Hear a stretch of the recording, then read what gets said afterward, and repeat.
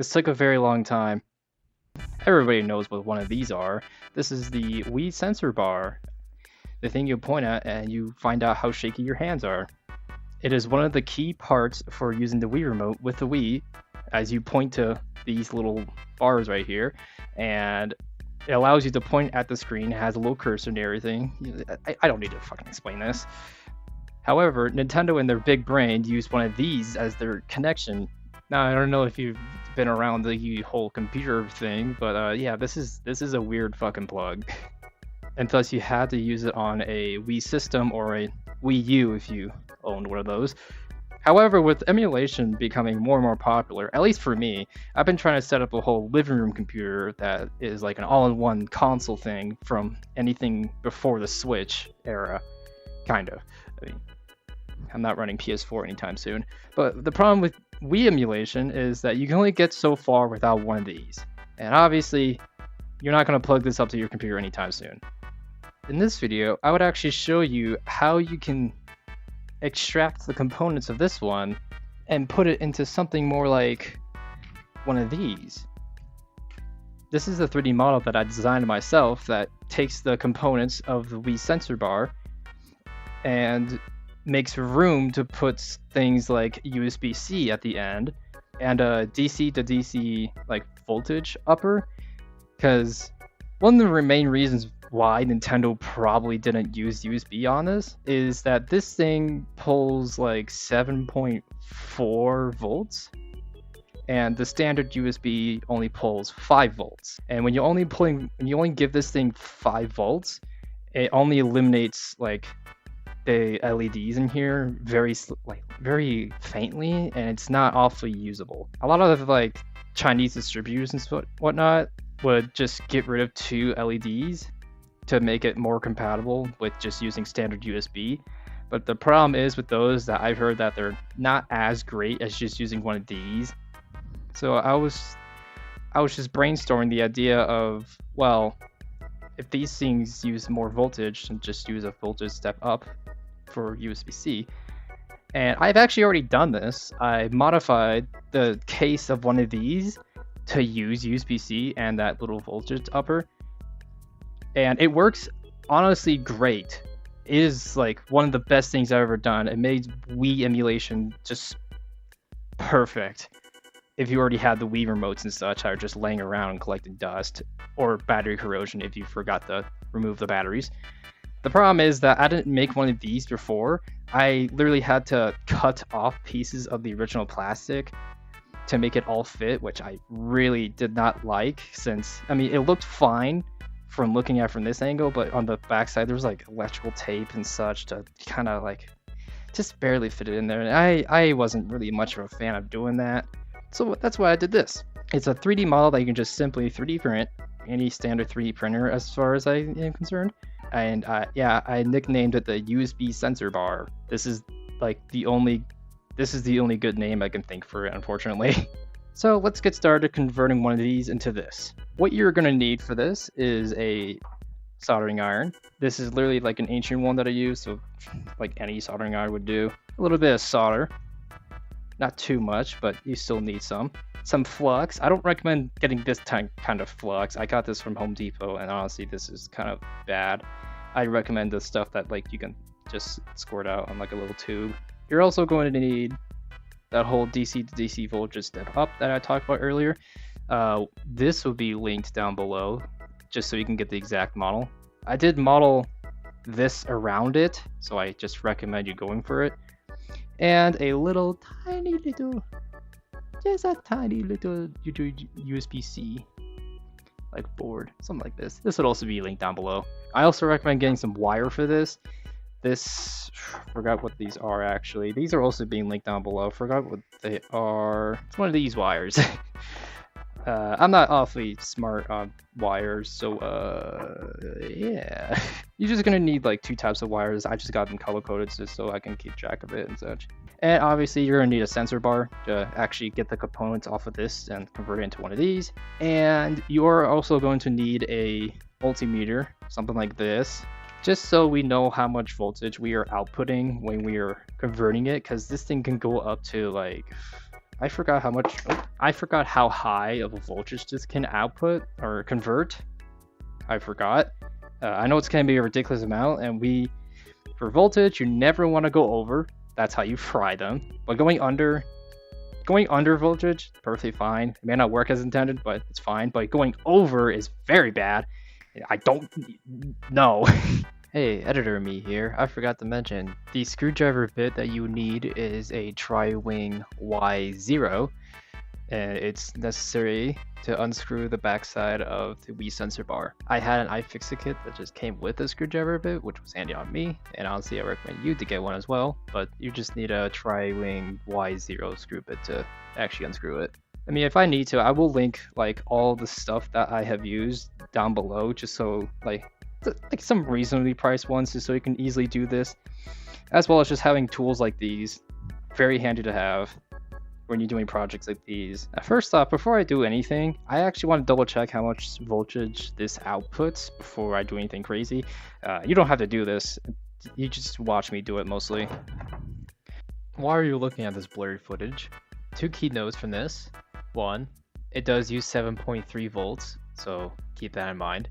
Another thing is all the screw locations that you need to unscrew. There are 4 of them that are obvious, but 2 of them are hidden underneath the pads. I should have a picture here to show off where all the screw locations are. You are going to need these screws later on, so please keep them in a nice area. Honestly, I could put this screwdriver kit away temporarily since I'm not going to use it anytime soon. The only thing I'm interested in is this. So what this 3D print takes from here are the screws, the boards, obviously, if I take this out, like little boards here, and these little shields. This thing, yeah, we don't need this anymore. In fact, we don't need this anymore either. Just hunks of plastic now. How this will all be fit together in here would be this USB thing goes in first, slots in right there. These little sensor bars will go in second. Just rotate this, and they should click into place. Give it a little bit of a click into place. Then this will go on top of it like this. These go in at a bit of an angle towards it, and just sort of sit in there. They might click in, they might not. They just mostly just rest in there. This wire will go on top of the USB-C connection, and this board will go like this in here. This one you have to kind of push in to make sure it like slides in there nicely. And this is what it will look like without the wires and such that we have to add. But that's the order of operation. First thing I'm going to do is take off this wire on here first.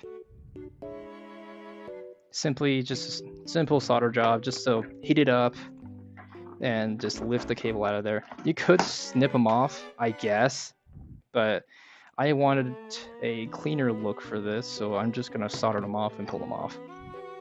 This should be relatively heated up. There's no way to tell. Modern ones, especially ones I'm gonna link down below, it's gonna have like a temperature gauge on this to tell you whether or not it's hot. But this one doesn't, so I just kind of have to guess whether or not it's hot enough to do this. So what I'm gonna do is just heat up the solder pad it's on and just kind of gently pull on it. Now, what will really help in this situation is to have helping hands, like alligator clips. And I also recommend you do this.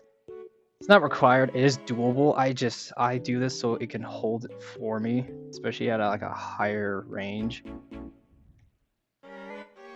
Just so I don't have to like worry about holding the thing down or anything. So just gonna poke this. There we go, it's melted. Just kind of pull it off.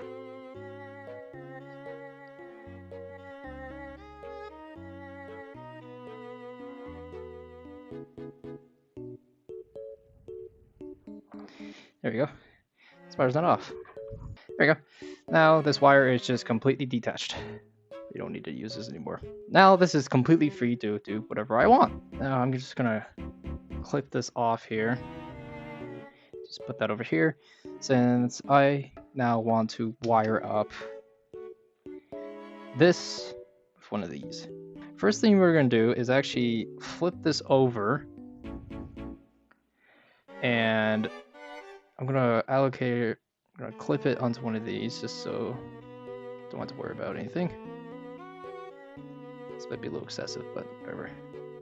And I actually did it on this one beforehand, just as a little practice, but let me get good clips on this. So you can see right here, based on the text, we need to bridge this lower point to this high, like to the right point here. We need to make a little solder bridge, make a little solder bridge between them, just so this would actually work. A lot of people online didn't realize that's how you had to do that to make this work properly. So we're just going to do that right here, right now. That looks disgusting. Now this is why I recommend getting some flux that isn't like this, simply because you have to manually scoop it out. Yeah, this is such a pleasant color. I have to manually scoop it out, and then I kind of lather it up a little bit. Grab the solder we're working with. Those two. This is horrific, by the way. I am not good at soldering.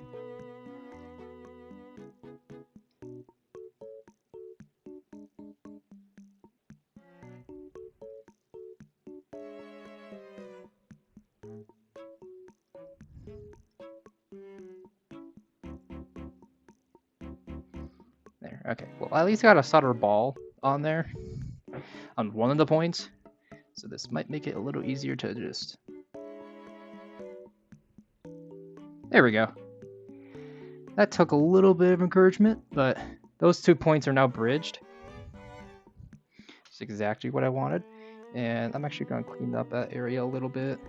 Just get a dry Q-tip and just wipe up all of that dirty flux that I just left on there.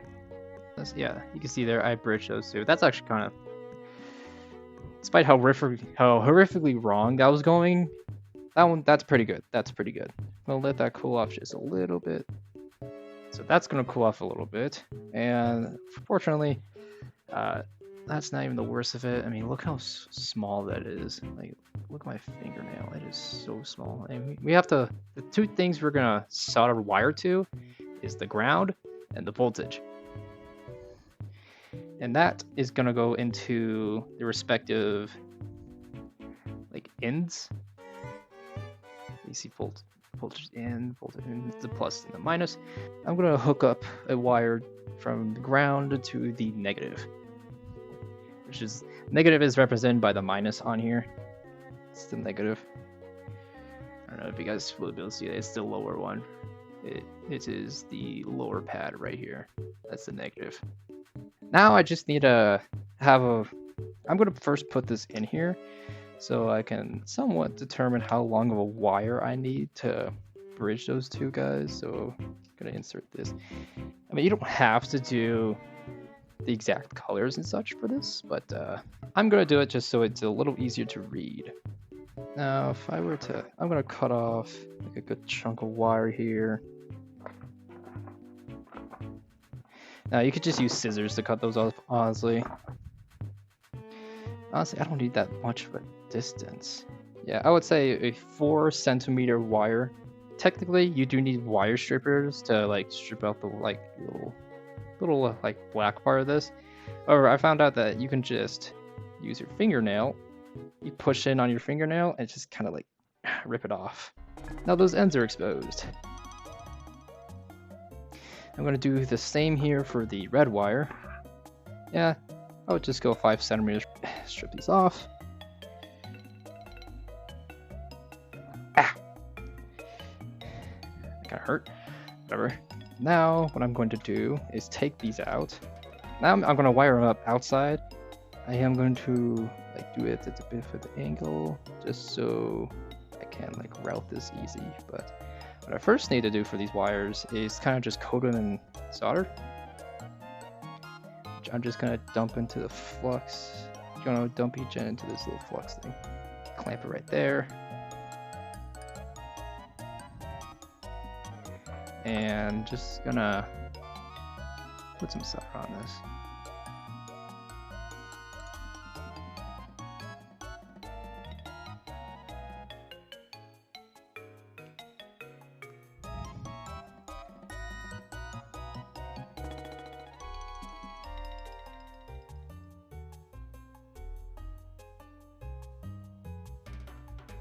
There we go.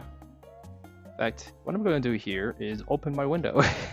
You're meant to do this in a well-ventilated area. Hopefully that doesn't make awful too noise. But yeah. There. This wire is coated and ready to go. I'm gonna grab the black wire and do the exact same. I have the 2 wires that I'm gonna wire up, and now I have to clamp this down. I'm gonna clamp it down like right there, as well as clamp down this. Make sure these are pretty close. That is extremely hot. Then I'm gonna just coat this onto there, coat this on both ends. There we go. And the first one I'm going to wire up is ground. So what I'm going to do is try get some solder on that pad, on the ground pad. Just so it can be very easy to attach the two. Oh wait, that's something. It attached to the... There we go. It's perfect. I realized that the solder is actually attached to this, which is not good.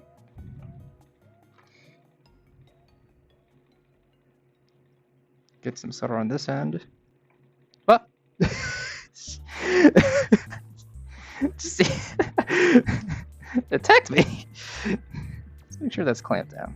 Oh, it's slipping out. There. Okay. Don't want that happening. I'm trying to solder to it. So I'm gonna grab this black wire here. Actually, okay. I hate that. What I'm actually gonna do is I'm gonna bend it a little bit, just so it can come out as a 90-degree angle a little bit. So now I'm gonna just push the two together. It's gonna slide out. It's gonna slide out. How did I do this before? And I'm just gonna heat up the two parts. Ow! Goddamn, those actually starting to hurt. Or pliers. Okay, well this attached in a way I didn't want it to, so I'm gonna heat this back up. Just lifts it away. I'm also gonna use pliers because this is getting really goddamn hot. There we go. That's a better way of it attaching. A bit of a glob, but honestly, might be the best I can do. I'm gonna grab this with pliers again since it is seriously hot. It's not wired up properly. Now I need to get this on. Then you get this little wire hooked up. Then I'm gonna heat this guy up to go onto here. That's the fastest I've done for that. There we go. Both sides are now hooked up. Now, theoretically, I'm gonna go get a USB power cable. For this, I'm just gonna use A to C just to power this up, just so I can guarantee getting 5 volts. Then I'm gonna plug it in. Ha!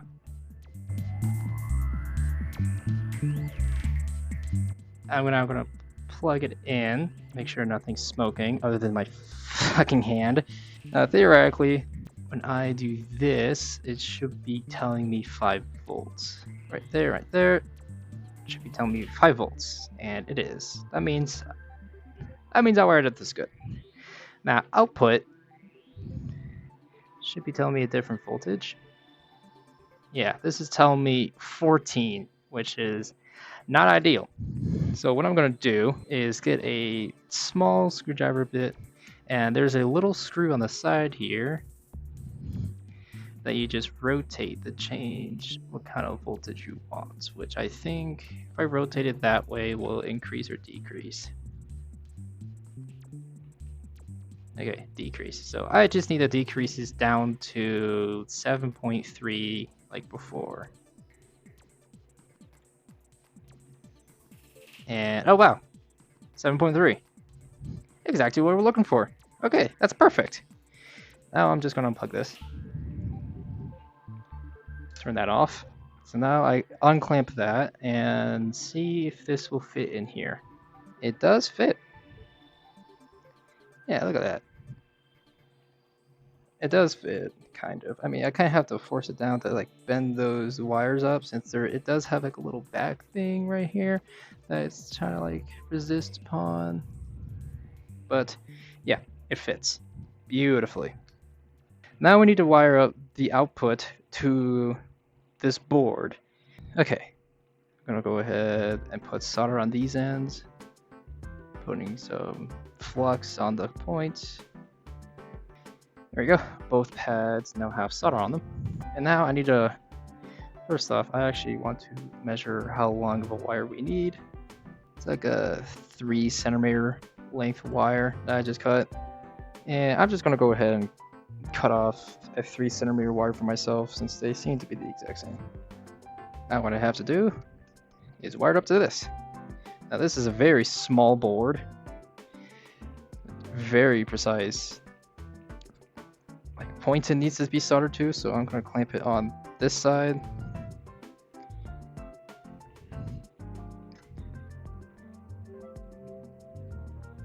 Also gonna clamp it on this side. And I'm going to first wire up the ground. There we are. Also going to wire up the voltage. There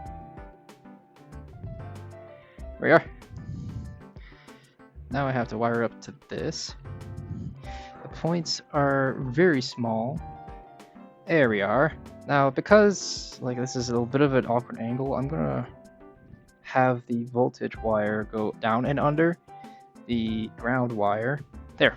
Okay, they're hooked up. All I gotta do is put it together now. Put these in first. These little plastic seam. Slot those in. And I'm gonna slot all of this in. It's quite a tight fit, so you kind of have to push it down a little bit. But once everything is just lining up, forgot that this little guy is supposed to go over, and this little guy is just gonna go on top of all of this, just sort of clamp everything down for us. There we go. Then I'm gonna go, since we are using the original screws for this, I'm gonna go ahead and get those right now. Make sure I don't burn my hand again. Some of these screws are a little bit difficult to get them in since they're so goddamn small. There we are. It's now complete. Yeah, that is this kit complete. Put together, everything works. I'm actually going to see if this works and everything. As you can see here, I have the sensor bar right there. And if I point at the screen, it works beautifully. No. Yes. This is just a temporary thing. Yeah, look. Perfect accuracy and everything, since you're using the OG. Since you're using all original parts, it works really good. And that's it. That is how you put this together officially on here. I noticed that the internet did not have like any resources on how to do this. So that's why I made like a little kit to just simply 3D print, put together, and it just works. It just works over standard old USB-C. It's honestly great. I hope you enjoyed this video, or this little guide, I guess. I've never 3D modeled anything like this before, so honestly, any feedback would be great to either improve on this or not. Some printers, you might have to print at an angle to fit the whole thing on the bed, but for me, I have a Centauri Carbon, so I was just able to print it fully on the bed and everything, and it looks honestly great. This also makes it available to print it in multiple colors if you want and such. Thanks for watching. I know it's been a while since I've been uploading, but it's a good reason why. I don't have any good video ideas other than what I just now did. Been thinking of doing this for a while, and I'm so glad it came out so well. Honestly, I love this thing. Maybe more videos in the future, I don't know. Since I have access to a 3D printer, I can do so much cool stuff like this. I don't know what the future may hold for this, but thanks for watching. Like and subscribe, something like that, I don't know. Thanks for watching.